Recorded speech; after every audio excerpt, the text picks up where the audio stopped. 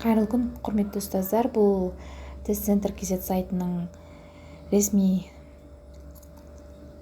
сайты.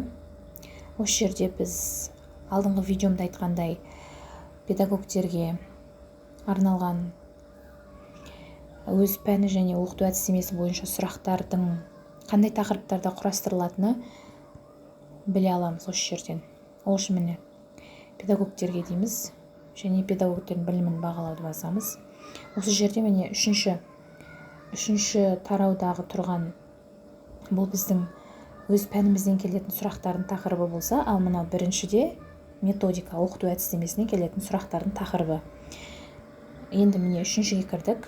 Осы жерде төменгі жағына жылжысаңыз, пәндер деген жерден өз пәніңіздің келетін сұрақтардың тақырыбы осының ішінен ашып көре аласыз. Және тура осы тақырыптардан құрастырылған сұрақтар келетін болады. Ал жаңағы мына бірінші тараудағы жерде біз педагогикадан келетін, яғни оқыту әдістемесінен келетін сұрақтардың тақырыптарын көре аламыз. Міне, осы бойынша дайындалсаңыз, 70% өтуіңізге әбден болады. Және келесі менің айтқан кеңестерімнің ішінде сайттар арқылы, ақылы сайттар арқылы біз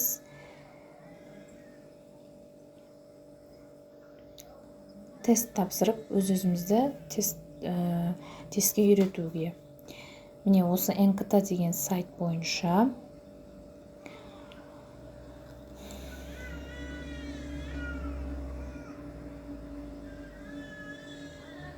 міне бұл жерде 500 теңгеден бастап бір реттік тапсыратын тест, 1000 теңгеге 4 рет тапсыра аласыз деген сияқты таңдап, ішінен кіріп,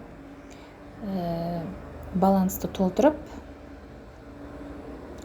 тест сұрақтарын осы жерден де алып дайындауға болады.